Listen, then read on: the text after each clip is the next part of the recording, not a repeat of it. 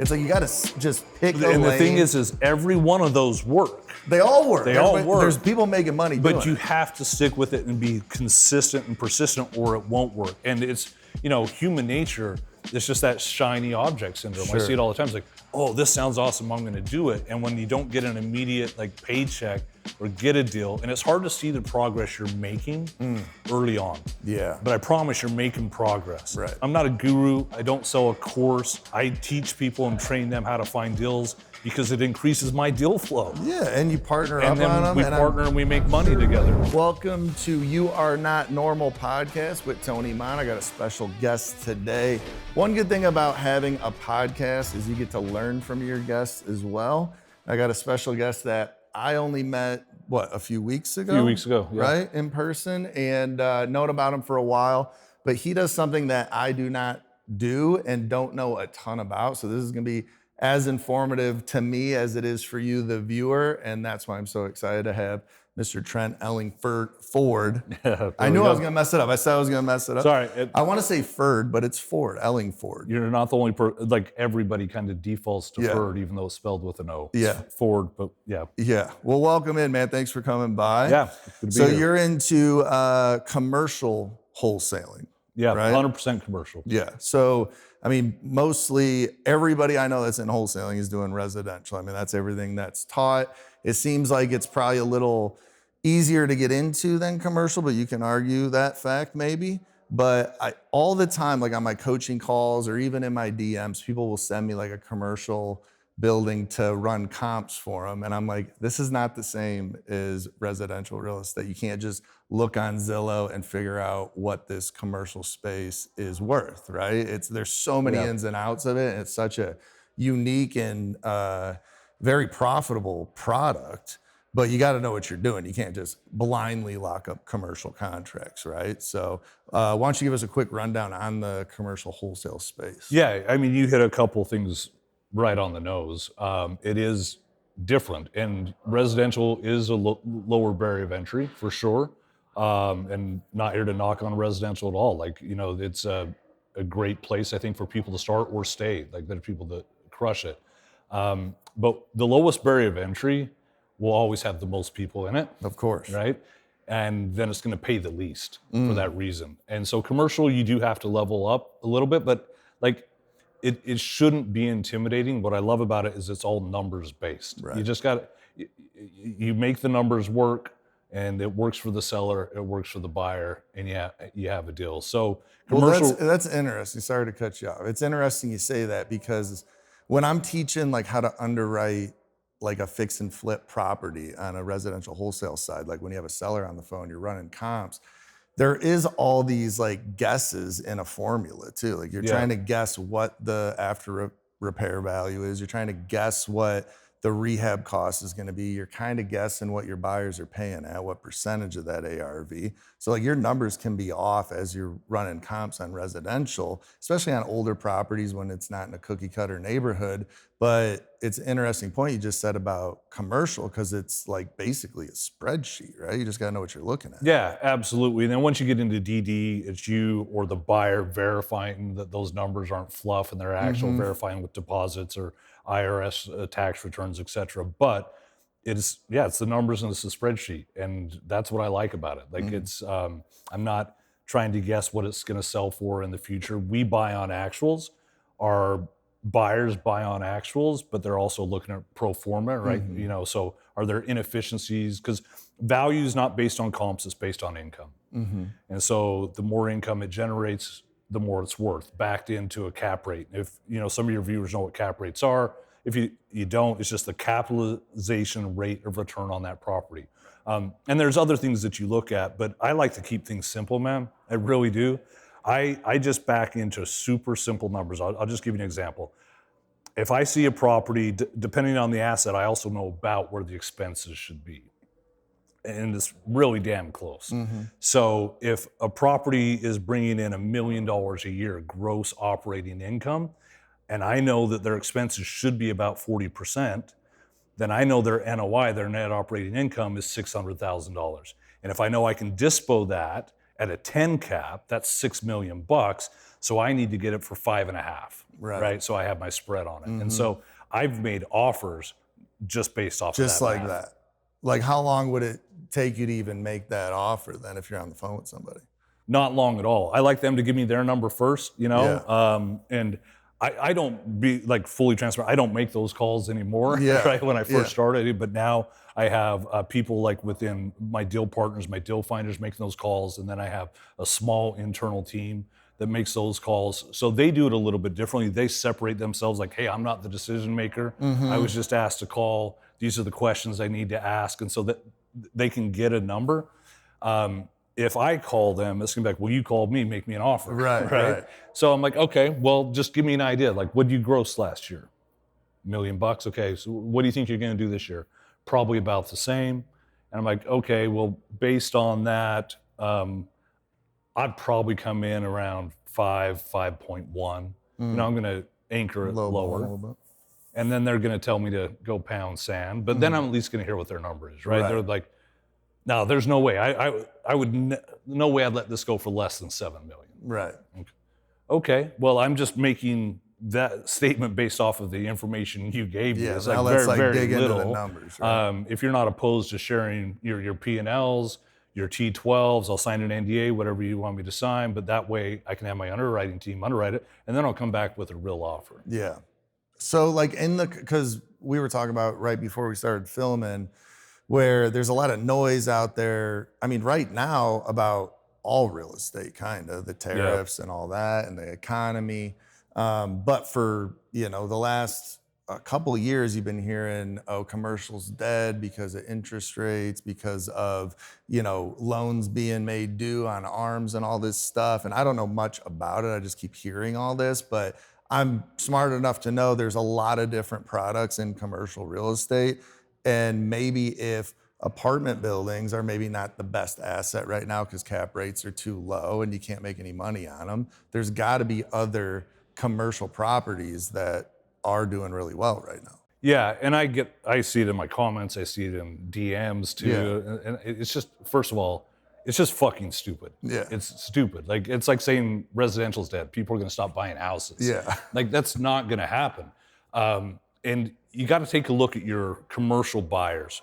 They're much more sophisticated than your residential buyers, not, although there are some very sophisticated residential buyers, but as a whole, right?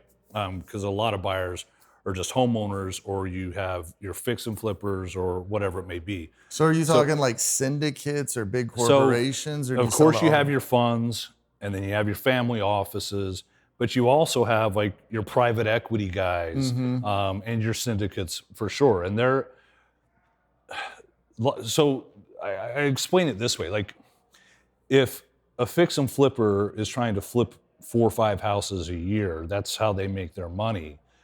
They're using hard money to buy it, et cetera. That's a hell of a lot different than a fund that's managing $20 billion, right? If you have a fund, you have to place that capital. Right. If it's sitting, it's not making It's not doing anything. You have to place it. Where are you going to place it? Commercial real estate. There's a reason the most sophisticated and the wealthiest people in the world invest in commercial real estate. It's also economy of scale, right? So you have different levels of investors. You get into your funds, like most funds aren't going to want to touch anything under 20 million bucks. It's just too small for them. But then, your private equity guys or your sophisticated investors that own multiple properties, kind of a sweet spot for them is under 10 million, somewhere between 1 to 2 to 10. Because it's too big for residential guys, it's too small for the funds. And a lot of the owners of those properties are mom and pop owners, right? They own just the one. Maybe they don't market it well. Rents are below market. They have some vacancies because they don't advertise it. So they can come in and buy on actuals and then fix some of those inefficiencies. And small moves in commercial equal huge returns, right? Yeah. If you can increase that NOI just by $100,000 on a 10 cap, that's $1 million return, or on a 5 cap, that's a $2 million return.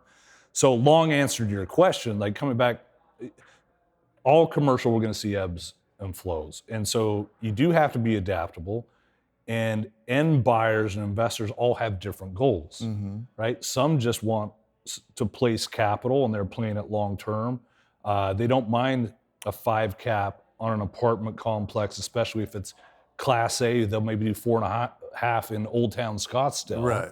because that thing's going to appreciate over time. Most of the investors we work with, that's not their play. They're looking for something with the value add so they can really increase that value. So I'll use this as a perfect example. Like COVID, yeah, some commercial got their asses handed. Office, because everybody started working from home. And so if people were not renewing their leases, you just have vacant office building. Yeah. What happens to the value? It tanks because it's not making any money. Hotels, nobody could travel. So hotels bled money for a couple years.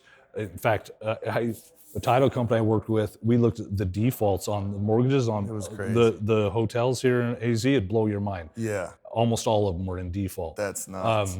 But at the same time, apartment complexes, just like residential, cap rates got compressed and prices went up because affordable housing. Everybody needed a place to live. Industrial, like 98, 99% occupancy, and they can't build it fast enough to fill the warehouse. So it's being adaptable and also like seeing like kind of those blind spots in the market, like during COVID, and this is kind of common knowledge now, and I'm not saying I'm a genius. I just kind of stumbled into it before a lot of people did. We started tying up hotels because we could get them really cheap because the sellers needed to sell. They weren't making any money. We'd tie them up really cheap, and then we would flip those to multifamily developers that were converting them to multifamily because of that arbitrage, that disparity between the two. So retail got its ass kicked. Retail's crushing it now. So that's what all markets do. Yeah. And every product, I mean, it's going to ebb and flow. Real estate, commercial, residential, it's a liquid the stock industry. market, the stock market, you got to adapt. So is it safe to say, like in the commercial space, if you can understand the numbers and P&Ls and cap rates and value add, and you can pretty much lock up any commercial space, right? Yeah, 100%. Like you could do it with any type of commercial asset. Like for somebody that's looking to get into it, I really try, like, because I've done it for a long time, so I know I can just get talking and people are like, what the fuck sometimes? Like, okay, I'll say most people are probably like, what the fuck are these two talking about? It's like, that's too complicated. I'm fortunate enough to act like I know what I'm talking about so I can have a conversation with you, but yeah, let's dumb it down. But I promise it really is simple. Yeah. If somebody would commit 3 months to this, and I see it with people that I work with, my impact group and my deal partners, and I tell them like, in 3 months, you'll be talking to people like, holy shit, you're an expert. You will be. Well, it's just like anything. You do it every day for 3 months. Yeah. And if you commit to it for a year, like you're going to start crushing. Because it does take a while. You're learning something new. You don't have a pipeline to be following up with because money is made in the follow-up. Like you need to give that a year because so many deals come back from 6 months ago, from 9 months ago. But if somebody's looking to get in it and learn, pick one asset. Okay. Like one. That's good advice. Because they're all a little bit different. And so like if I'm calling on self-storage facilities and then I'm calling an RV park and then I'm calling multifamily, the conversations are different. The language is different. And you need to learn how to talk the talk to those people. Yeah. Because they're looking for bullshit. Yeah. They've been jerked around. They're looking for it. And so if you can come in and confidently speak their language, ask a few of the right questions, all of a sudden their guard comes down. It's like, okay, you know what you're talking about. Yeah. And they're going to start to communicate with you. So, and like you're doing less deals for more money in the commercial wholesale space. Yeah, definitely doing less deals. Yeah. That's just so people understand. Yeah, it's not like you're locking up a contract a week. You're doing commercial. No. Now, we're really, this year, my goal is to accelerate that a ton. And that's coming through like deal partners. So we're partnering with them. So we're not making 100% of the deal. Sure. Right? They're taking a big chunk of that deal, typically 50%. But it's all about more volume. Sure. But, when I started doing this, if I could get 2 or 3 deals a year, that's still really good money. Right. Because like, what's your average deal size on commercial? I hate saying average because I think it just gives a false expectation. We did one last year. The smallest one, it was like it was $65,000. Mm-hmm. I don't like to go after a deal unless it's got at least $100,000 on it, because a $20K deal is going to take just as much energy. Yeah. as a $100,000 deal. Big deals get yeah. small, small deals go away. Typically. We have one right now. The money just went hard on the buyer, and it closes next month. It's $450,000. It's a good payday. So, yeah, you don't have to do as many deals. Now, the other thing with that too is like, okay, you also don't have to scale. You definitely can, but with scaling, you have a team, right? And you've got to increase that deal flow and do more. Where I know a guy. It's funny, when I stumbled into this, it was like, why didn't I ever think about wholesaling and commercial real estate? Why didn't I put the two together? Now in the space, like I know people that do it and people that are good at it, and there's a lot of bullshit out there, but there's people that are really good at it. I know a guy, he's a one-man show, no acquisitions, no dispositions. He's got two really good buyers, which is how I started. He knows what they want, and he focuses just on that. And he finds those deals. He did it himself personally, over $1 million last year, but that's like net to him, right? That's a straight pass through. There's no marketing costs. He's not running ads. He's not paying for phone lines. He uses his cell phone and he pays $10 a month for Land Glide. Yeah, that's nuts. So like on something like that too, it's like how many deals would you have to do on a residential side of wholesaling to hit $1 million?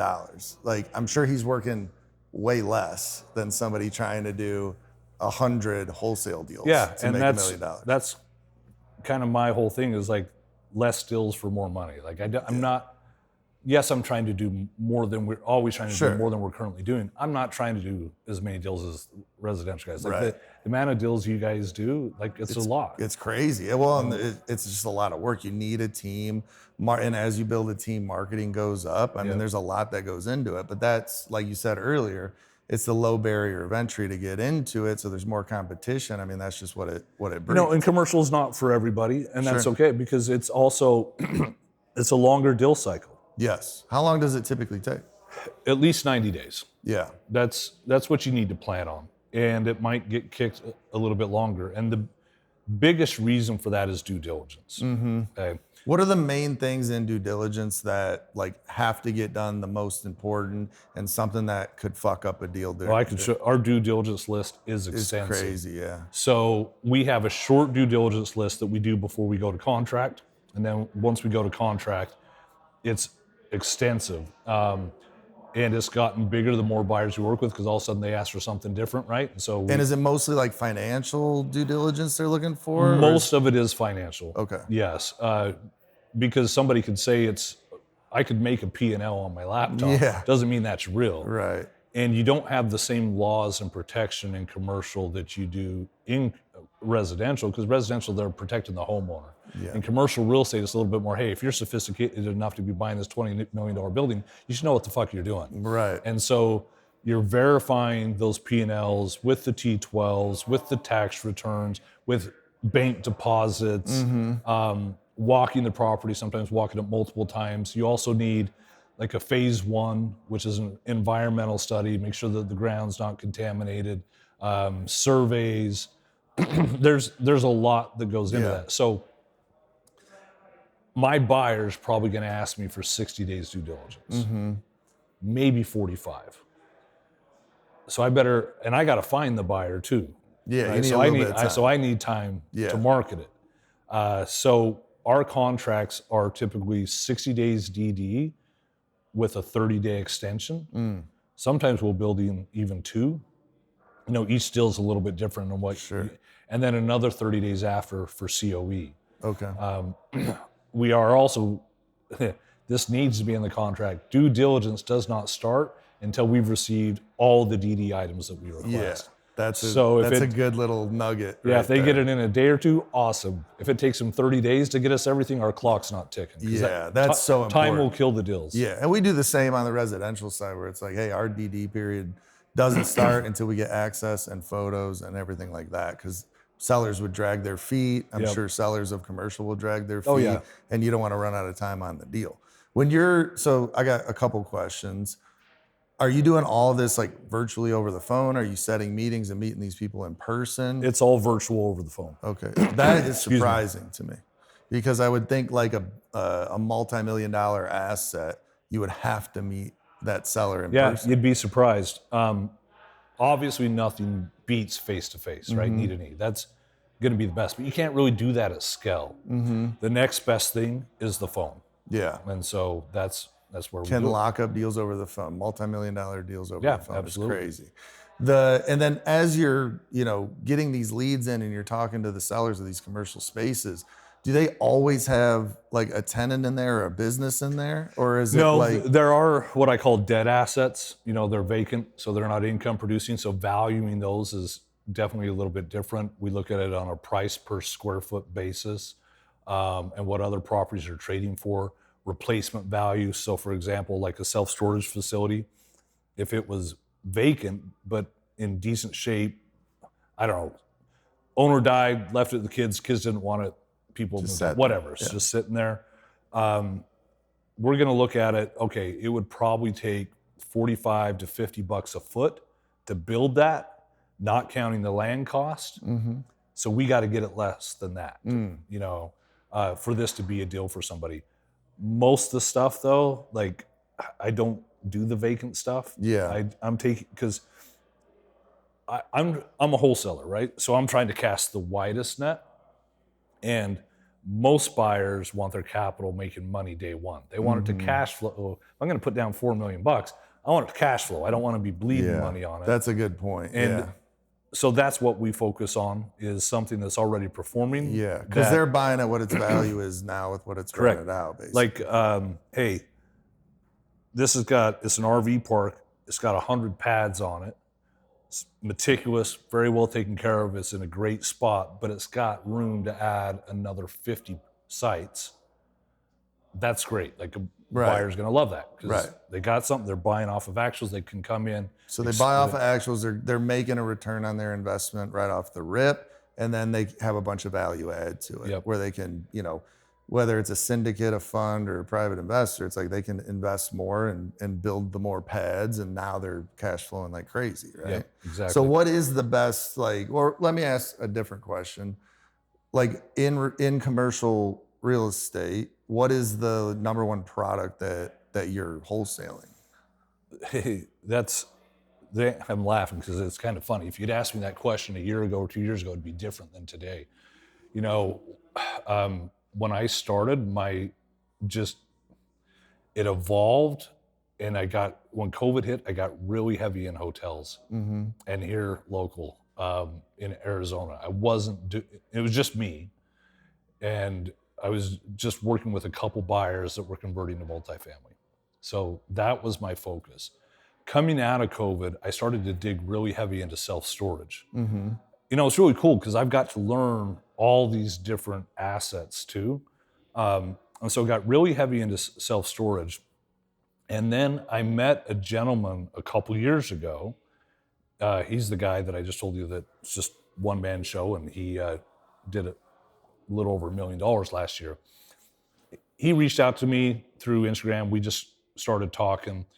Like, super cool guy, retired police officer, knew nothing about real estate. His story is really cool. I won't go through it all. But anyway, he introduced me to RV parks. I'm like, interesting. I looked at a few mobile home parks, really wasn't my space. But what he saw and what I liked and what I saw as I dug into it with RV parks remind me of what self-storage was or mobile home parks were 5-10 years ago. They were, back then, mobile home parks and self-storage facilities were like 80% mom and pop owned. Right. Yeah. Trading at a higher cap. And so when smart money started to move in there, they could get a good deal, good return on their money, improve the operations. And then funds started to move in, right? Mm-hmm. Family offices started to move in. Now it's less than 50% mom and pop owned. Mm-hmm. Plus you have like the Gurus and the AJ Osbornes also. So people like storage. Now the stuff trades at like a 5.5 cap. Right. And what was it back then? 8, 9, and so I'm looking at RV parks. It's kind of one of those last darling assets that institutional money hadn't moved into. Mm-hmm. So we're picking them up at 11, 12, 13, 14 caps. They're 80% mom and pop owned. The funds weren't touching them, but some smart investors saw it. Last year, one REIT invested in RV parks. They posted their earnings. It was a little over $100 million. Oh my God. Since then, we've seen there are funds that are buying, there are REITs that are buying, and so it's starting to get a little bit more competitive. I mean, nothing like residential or multifamily, but I'm already starting to see those cap rates come down. And so when cap rates come down, prices go up. And there's a lot of smart investors, guys that are smarter than me, but I see exactly what they see. They're building a portfolio. They're building, a fund doesn't want to buy one RV park. No. So if they can come in and build a portfolio of 10, 20 large, well-performing RV parks that they acquired at a 10 cap or even an 8.5 cap, they've increased the value now, and then they sell that portfolio to a fund at a 7 cap. I mean, that's fuck you money, right? Yeah. So that's what's happening. And so, long answer to your question, that's our biggest asset right now. That's what you're focused on is RV parks. It's not the only thing we're focused on, but we're doing that more. You're excited about it. Yeah. It's an exciting time in RV parks. Yep. And haven't done one yet, but we're going to contract on a marina. Okay. Never done a marina.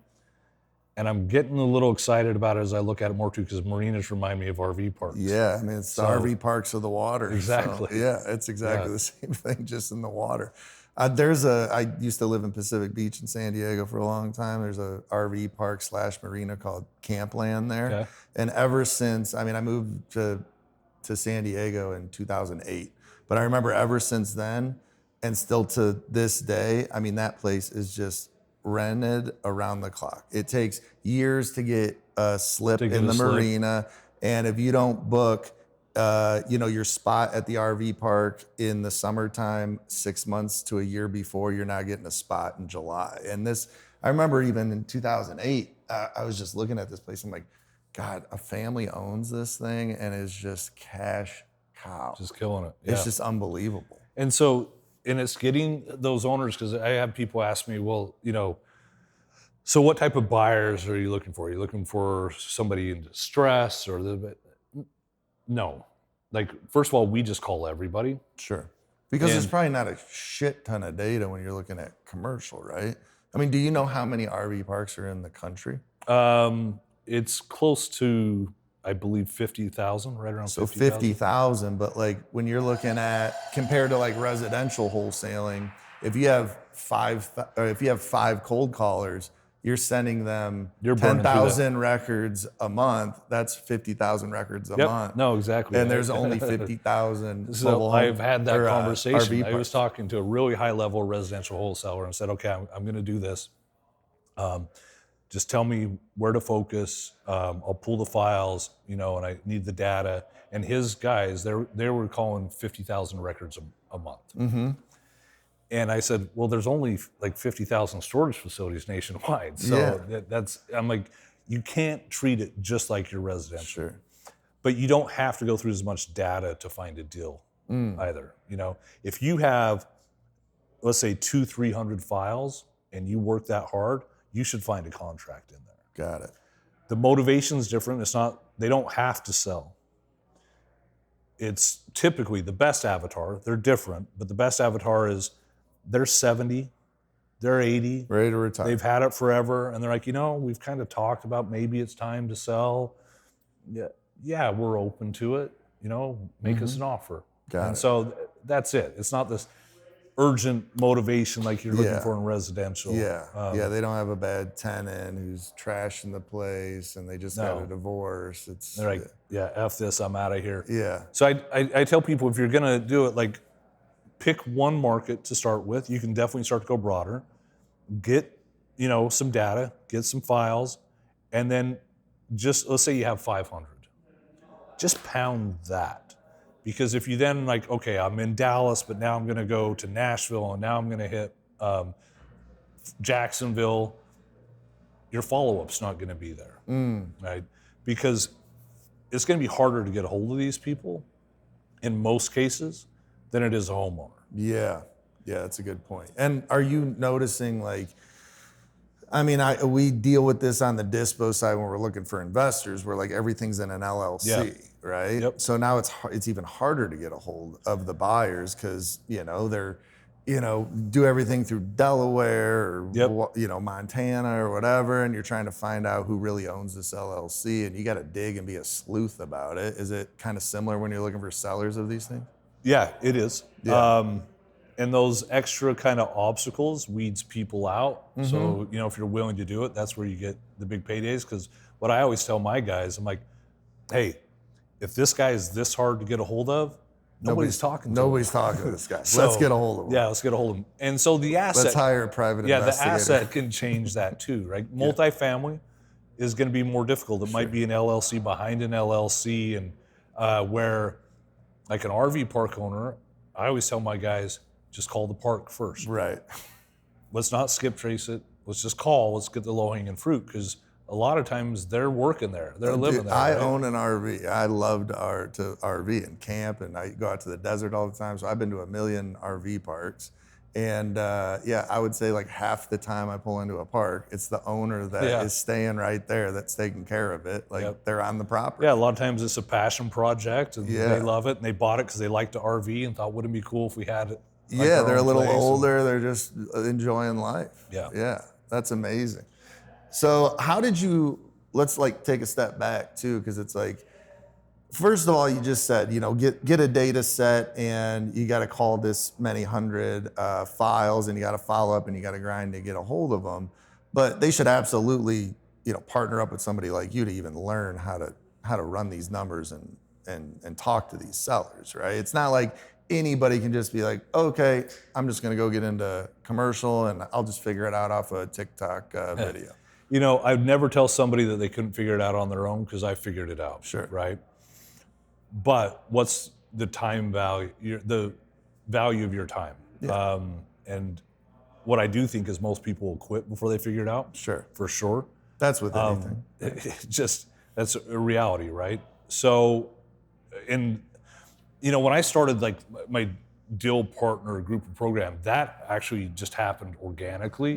Just because somebody asked me to teach them. I'm like, dude, I don't have a course. I don't have anything like that. And I'll give him credit. He was persistent. He's like, I'll pay you. And I'm like, all right, here's what we'll do. I'll work with you. I'll give you the scripts. I'll show you what to do, what to call, what to say, and you get a deal, then we'll split profits on it. He's like, done. And we bought a property together. We didn't wholesale it. We could have wholesaled it, but it was such a screaming deal. And we still own it. We're partners on it. It's a storage facility outside of Panama City in Florida. And it's like, well, shit. Okay, there's something to that. Sure. So for me, it's like, that's how it happens. Like, okay, again, it's not for everybody. This isn't some pie in the sky. It does take work. It is gonna be hard. You are gonna fuck up. You're gonna you can't come in and expect to have a deal in 30 days. It's not a magic pill. No. And we had Zach Keeps on, who the other day, and it's the same with him. It's like, I think we're all similar, where it's like, this is what we do, but it took a long time to get here, and it's not a magic pill because I think people have a squirrel brain when they're trying to figure out how to be an entrepreneur, what industry to get into. And that's why so many fail, because they're like, oh, I'm gonna wholesale real estate. And then they go 30 days and don't get a contract. They're like, oh, this commercial thing sounds good. And then they do that for 30 days. And they're like, I'm gonna lock up deal sub 2 and build a portfolio. And that doesn't work. It's like, you gotta just pick a lane. And the thing is every one of those work. They all work. They all work. There's people making money doing it. But you have to stick with it and be consistent and persistent, or it won't work. And it's, human nature, it's just that shiny object syndrome. Sure. I see it all the time. It's like, oh, this sounds awesome, I'm gonna do it. And when you don't get an immediate paycheck or get a deal, and it's hard to see the progress you're making early on. Yeah. But I promise you're making progress. Right. But it's like, oh, but wait. And you see something on Instagram or you see somewhere else and it looks easy. And so they jump to that. You know why it looks easy? Because they've been doing it fucking forever. They've been doing That's it why forever. it looks easy. Yeah. So anything you jump to, they're all gonna be hard. They're all hard. So pick one that makes sense and commit to it. That's why I say commit a year. Just commit to it. Shut the rest of it out. Doesn't matter how cool it looks. Like whether it's sub 2, is wholesaling, commercial, just pick to it and stick to that. Yeah. And then like you can learn it quicker. So that's like I said, I'm not a guru. I don't sell a course. I teach people and train them how to find deals because it increases my deal flow. Yeah, and you partner And up then on them. we and partner and we make I'm money sure, together. like with you, and the same with me, where it's like once you do start teaching people how to do something and make money, like that's so gratifying too. Like it does something to us as like, men or humans or something. We're like passing down this knowledge, and we're watching other people do things as well that they would have really struggled doing on their own. And it's like, why not partner up with somebody to learn something? And we said this on the last podcast too, where it's like, if you want to start getting into flipping houses or getting into wholesaling or buying and holding residential properties is what we were talking about. It's like, why not talk to your buyers that you're selling these deals to and be like, hey, I'll give you this one for what I got it for. I won't make a fee on it if you can walk me through the steps of this. Or here's a flip. I'm going to give you an opportunity to flip. What if I give it to you at a huge discount and you can show me how to flip it? And it's the same with commercial. It's like bring an opportunity to somebody and say, hey, here's an opportunity. Let's split the deal and show me how to do it. Yeah, provide some value, right? Right. Because, if I can invest, you can invest time, energy, resources that took, like you said, years to figure out. Because I'll tell you, I did figure it out, but I can't tell you how much money I spent and how much money I lost because I didn't know what I know now. Exactly. I lost a couple deals that were both 7-figure deals that I lost because I wasn't as experienced as I am now. So what's that worth, right? Right. But if you will take that and provide value. So I'm now equity partners on a couple deals with people that were buyers with me. Yeah. So for me, that's the cool thing that I tell people about wholesaling is if you control the asset, you control everything. Wholesaling is just one exit. Right. And if you want to get into commercial real estate and you want to own, but maybe you don't have the knowledge or you don't have the liquidity or the experience to go out and raise the capital, because if you're going to raise capital, it's number one, knowing how, and also knowing what to do with the money when you have it, right? If you don't have those things, why not learn how to wholesale? Because you're going to learn how to find really good deals. Well, and then if you can find the deals, you're always going to make money. Yes. And you're going to start to learn the business because you're in residential, you start working with Zach or whoever it is. You start working with more sophisticated buyers, see what they're doing and what the questions they're asking, what they're looking for.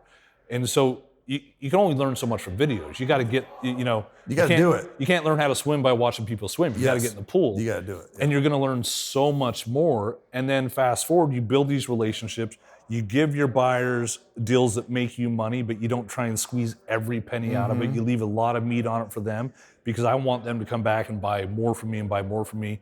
You build this good relationship, and now, like, hey, I'm bringing you this deal. What if I reduced my fee but took a small equity position in the property? And so you can really start to do... Especially gaining that trust in that relationship, right? You've been bringing them deals consistently. It's like, hey, what's the next step? I want to get into this game. Yeah, I want to do this. Because there is there's a ladder to getting into real estate, whatever you want to do.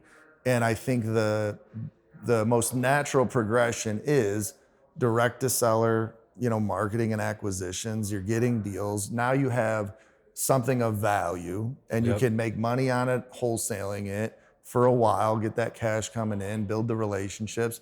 And then eventually now you become either the buyer or a partner of a buyer and any asset you want to do. Like that's the way to get into it. It's like, I think a lot of people, and I was like this when I was younger, where every rich guy in my neighborhood was in real estate, but I didn't know what the hell that meant. Yeah. And I'm like, how the hell do you do that when, from the beginning, when you have no money or no experience? And it's like, that's the progression. You can get a deal, bring value to somebody, and you're going to either make money one time or you're going to keep bringing them deals, make both of you money a bunch of times, and eventually learn that process from them and partner up. And if you know how to find good deals, nobody can take that skill away from you.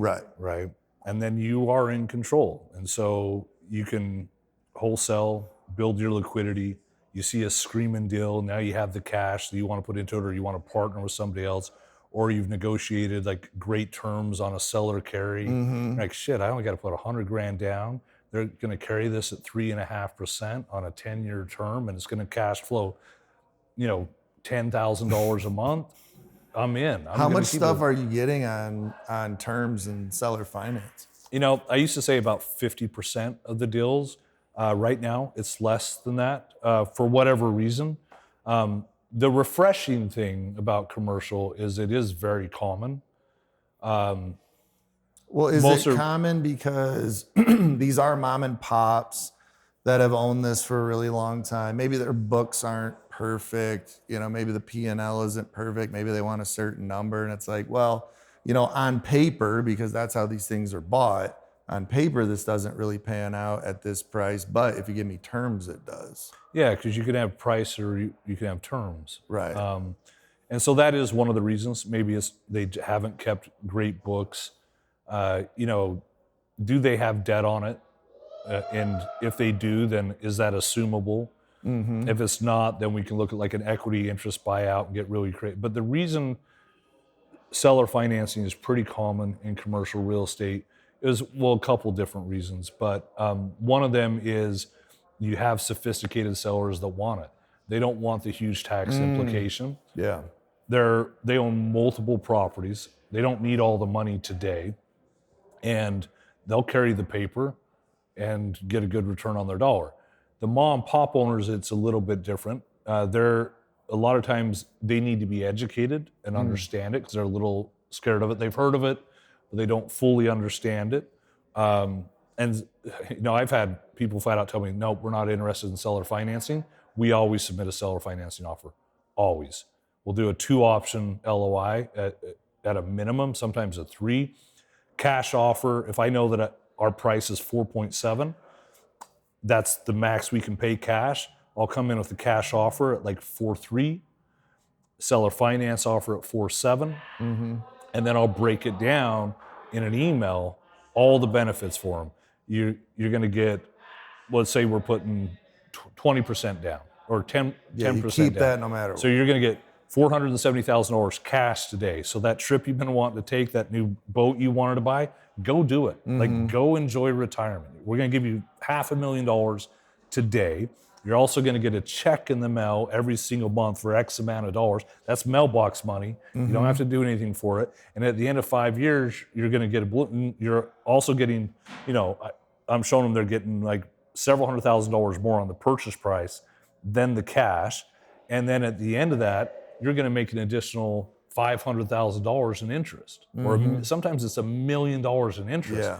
And they'll look at that email, and they'll come back and say, "Hey, we want to talk a little bit more about the seller financing and how that would work." Because if you could make $1 million, $1.5 million more just by waiting a few years to get it, just wait a little bit to get it. But I've had other scenarios where, like one we just went to contract on. It's an interesting one. It's an RV park, self-storage facility, gas station. It's like the trifecta. Yeah, it's like a Swiss commercial. Army knife of deals, which really I don't like those because it gets complicated. storage buyers only want to buy storage. They don't want to deal with managing RV or gas. But we made an offer just like that. The owner had died, so his kids had it, and they were going to sell it. And originally they said, "Yep, we'll do the seller financing." They came back and said, "Hey, we've decided we just want to cash out. We just want to be done." We said, "Okay, we can do that." And our offer, our price that we had on our seller finance was doable. We came in $300,000 less on the cash. I said, "If it's cash, it's this. If it's seller financing, we can do this." Like, "Yeah, we'll do the cash." I'm like, "Okay, great." So that's what happened to me when I bought a house out here last year. I was like, I'm a wholesaler. I'm not hiring a real estate agent to find me a house on the MLS. So I just looked at all the expired listings in Cave Creek, because that's where I wanted to live. I wanted an acre or more. And every single seller I talked to, I gave them basically a cash offer, a seller finance offer, and like a conventional offer. And I was just I was trying to make that seller finance so sweet. Make it look attractive. Yeah, and it really was though, because like you said, when you break it down, it's like And I would get the same pushback and I still do, like on the wholesale side of things when we're calling our leads, where, I don't trust that seller finance. I don't know enough about it. It's like, because they're always like, what if you just stop paying, or what if this happens? Like That's that the would best be, thing I could ever do. you would just hit the lottery. Yeah, I'm exactly. like, I gave you this much down, I fixed the place up, it's stabilized, it's rented out, and if I default, you get it right back. You get it You would- back, and all the cash I gave you up front, you keep. yeah, it would be the greatest day of your life, but they don't realize that because they don't talk about it, they don't know about it, so you got to educate them. But when you break it down in an email like that, yeah, of course they're going to read it and be like, well, I can And that's make what I more do, money. because making the offer is one thing, and I'll put an LOI, but I really like to spell it out in an email because they can read it, Right. digest it at their own speed, read it again if they want to. If they have a spouse, they can read it and think and talk about it. It just helps it make sense. Yeah. What's the biggest commercial deal you've ever done? I should know that off the top of my head. I had one under contract with a partner here that I didn't do this deal, but I'll share it. Mm-hmm. That was over $100 million, but that deal fell out, so did not close that deal. I think the biggest is probably in the $40 million range. Yeah. Yeah. So the exit to the investor was $40 million. Correct. Really, our sweet spot is like, I don't like $1 million or less, because then the numbers start looking like a house. Mm-hmm. I like to be in that $4 to $5 million range. Two's okay, up to like 15 million. Mm-hmm. It's just the buyers we work with, that's kind of a sweet spot for them. They can go bigger, but every time you get above that 20 million mark, now you're competing against institutional money. Yeah.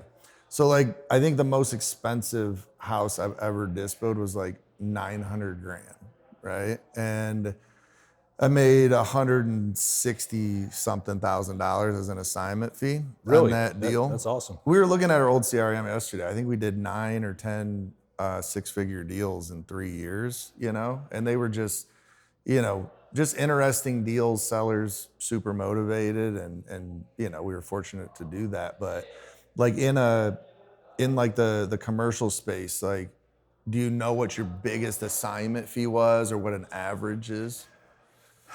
I think a good expectation, I just have my attorney's like voice in my ear, like, don't make earnings claims. Mm-hmm. But I think if you're expecting to find deals in the $100,000 to $250,000 range, that's a pretty good expectation. That's very doable, yeah. right? And then you can get deals that are significantly more than that. I mean, the first one I did was 300, and I was like, that's when I was like, holy shit, why am I not doing this? Yeah. And we have one closing right now that's about $500,000. Mm-hmm. There are 7-figure deals out there. Those are definitely home runs. Yeah. So a 7-figure deal is a rarity. It's like a 6-figure deal in wholesale. Yeah. In real estate. For sure. Yeah. For sure. Residential. But if you look at it this way, excuse me, that deal that you made one of the deals that you made over 100,000 on, that was almost $1 million house, right? So if you're just looking at it from a percentage perspective, it's like about 10%. Yeah. Okay. Well, on a $200,000 house, 10% is going to be about 20 grand. Which is typical. Yeah. On an $8 million property, 10% is 800 grand. Yes. Because it's funny, because people that don't do it, you get haters and stuff, and you see shit online. It's like, there's no way fucking savvy commercial buyer would pay you $500,000 for property. I'm like, yeah, they will, and they're asking me for more. Yeah. It's easier to absorb those numbers, right? Yeah. A $500,000 fee on a $10 million property is 5%. Right. It barely moves the needle when they do their underwriting. So as long as we can contract it right, and you put that fee in, and I'm really transparent with the sellers, and of course we're in this to make money. Can't run an operation, and they get it. As long as it pencils for them, that's what matters most. Yeah. It shouldn't matter, right? And I like how you put that, because if you do break it down to a percentage, it's like, if a buyer's coming in and they're buying a $50 million asset, and they got to pay for it, 5% of that, it's like, yeah, that's the cost of doing business, the cost of the acquisition. Yeah, and a lot of times, Because how much would it cost them to find that deal? You know what I mean? exactly, Like when you because look at it that way. some of the groups we work with, they have their internal acquisitions for sure, but that's one piece of their whole operation, right? And they have management and construction, and there's so much going on. We're laser focused. We're acquisitions. That's what we you're do, doing, yeah. and we're really fucking good at it because Yeah. we're focused on that one thing. Yeah. And so some of these groups, we kind of can become an extension of them. And I'm all about building relationships. Like, hey, you were easy to work with on this. You did what you said you were going to do. We closed quickly. I think this fits what you're looking to buy. I'll let you take a look at it before you market if you want it. It's yours, Yeah. right? And so again, providing that value back to them. And on the seller side,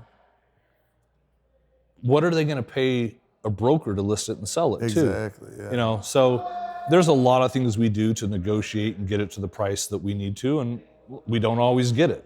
Sure. But one of those is the broker fee too. It's like, what's a broker going to do? Well, they're going to list it to find a buyer. You're looking for a buyer, here we are. Like, okay. So if you took 6% off of 10 million, whatever, that little difference right there, if we can get that reduction, that's our fee in essence. Yeah, that makes sense. So how, like, quickly, we're probably running out of time, but we're both talkers. But like, did you start in real estate by wholesaling? No. Single family, or how did you even start? Not wholesaling at all. I dropped out of college and bought a house next to Utah University where I was going to school. And it was a 2-bedroom, 1-bathroom with a basement. And I converted the basement into a 2-bedroom, 1-bathroom. I started renting it out to college kids. I took out a conventional loan, bought it through a realtor. I knew nothing about real estate, like nothing. But like you said, like all the guys that had money were in real estate. Sure. So I'm like, okay, I got to do this. And when I did that and home prices shot up, I thought, well, this is easy. I didn't know what I didn't know.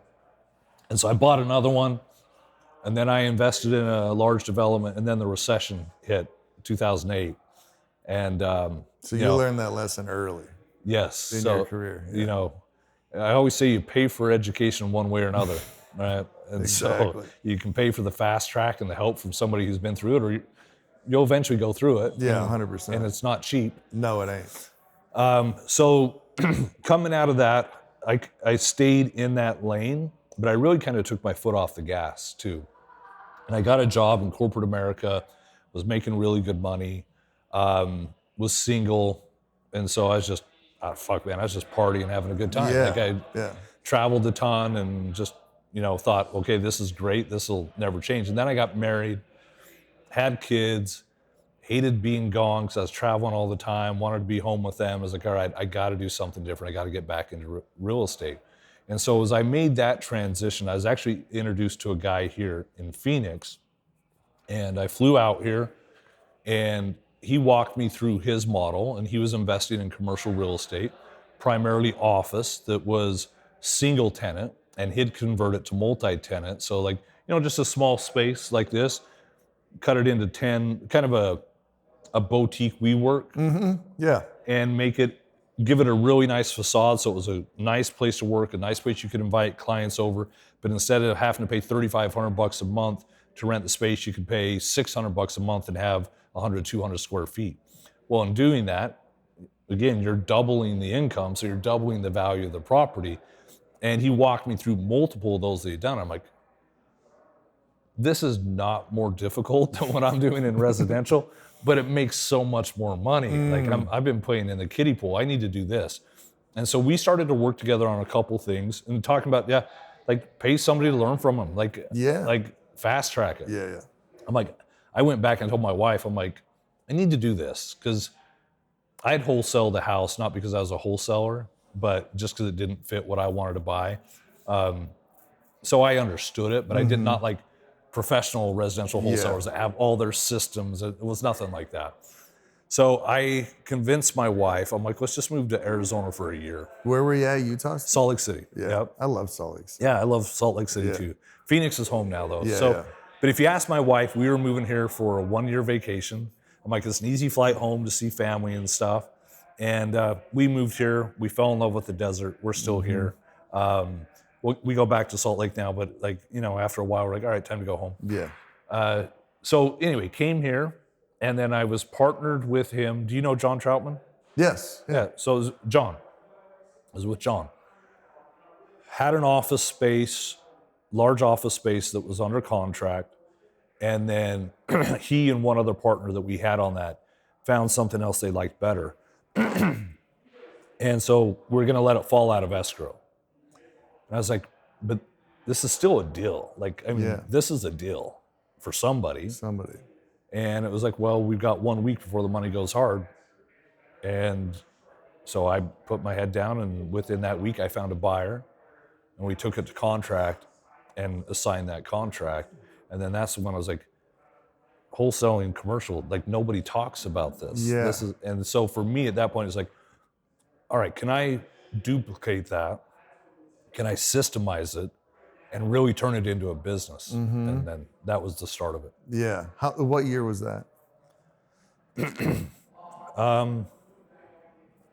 That was about 6 years ago, almost 6 years ago. 6 years ago. Okay. So I was in real estate before, but not like this. Yeah. So in 6 years, do you have any idea how many commercial deals you've done? I don't know the number. Yeah. And it started small. It did. It was that first deal. Then I got through, and that was a little bit before COVID. And then COVID hit, and I got connected with a guy here that had 2 hotels under contract, but he only had the capacity at that time to buy one of them, and said, hey, do you think you could find a buyer for this? And then after that, it was, I can get more hotels under contract. Do you think you could find buyers?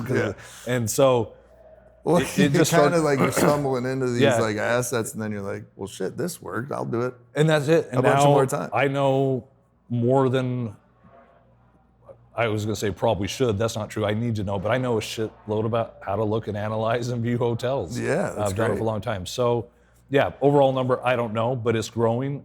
This should be our biggest year. Your biggest year. So it's still cranking. Commercial's still cranking. Yeah.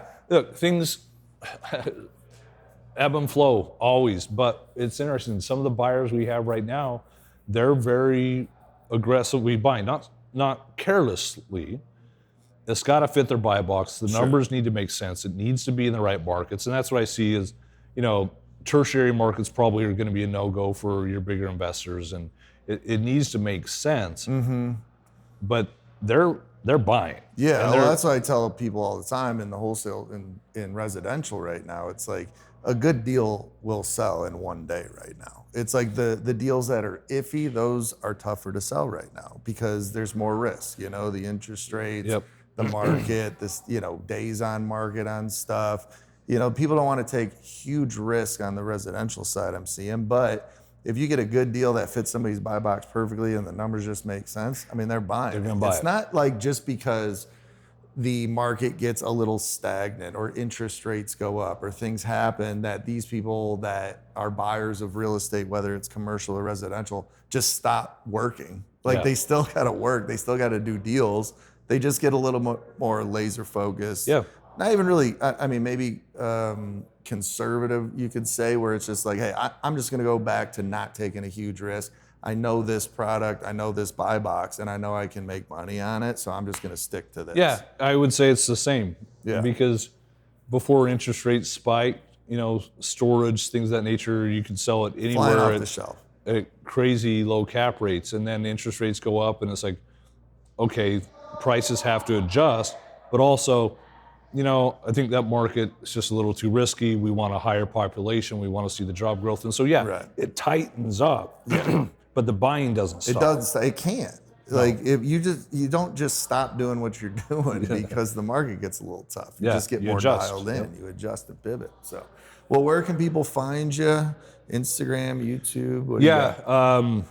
Instagram, Trent Ellingford. So pretty simple. And then my website, Trent Ellingford, it's ELLINGFORD.com. F-O-R-D, not F-E-R-D. Yeah, like F-O-R-D. I pronounce it. But my Instagram, fairly active there, and people can DM me there. Yeah, you're active on there. I think you got great videos on there, and I appreciate it. One of those people that just gives value. It's good production, and it's a great follow. So definitely follow Trent on Instagram. What's like the next? I know we talked about RV parks. It's kind of you're excited about, and we got that marina you're talking about. Is there anything like next on the horizon for you that you're like focused on? This year, next year, like something bigger? I love industrial, and I've done 2 industrial deals, but it's not a vertical I have built out. I don't have the buyers built for that. I'd like to do that, although I do see marinas as kind of another kind of darling asset Little right niche. now. And so you guys, I start smiling about it. I'm like, I think that one's not touched a lot, so I want to go after that. Bigger picture, as I scale this, it was a learning experience working with people and teaching people how to do it and actually partnering on deals and actually providing real value to them. And I would say there's some things I did right and some things I did wrong, and just figuring out how to better refine that. And now it's to a point where that's generating good deal flow. My focus is to scale that machine this year and have the right people in place with it. So next year, more of the focus starts to shift. Okay, we wholesale, but we cherry pick the best off the top and start keeping. Which I think should be everybody's. Everybody should, yeah. That was kind of what we did too. Like we wholesaled every single contract we ever got for the first year. And before I even thought about flipping or buying a rental or anything, because it's like, let's just get this dialed in, get the people in place. Now it's like, all right, deal comes in. I know this is a 6-figure deal if I flip it, and I can't fuck it up while I learn. So let me just pick this one, for this quarter. Next quarter, I'll pick another banger where I can't lose on it, but that's how you get into it. And that's and comes back to the acquisitions, right? And seeing that, and the money's made on the buy. You got to get it low enough. You'll never lose if you can get good at acquisitions. I mentioned John. I can kind of end with this, but what you said, he popped in my head. It was something he said, which I always like to say. I like to buy a deal so good that if I fuck it up, I still make money. Yeah, and I've done that. Yeah, so I get it. Well, thanks for joining us, man. This was great. This is fun. It's a pleasure I learned to be here. a lot. You're great to talk to, and tons of value. So definitely go follow Trent. And for Tony Mont and Trent, we'll see you at the next one. See you.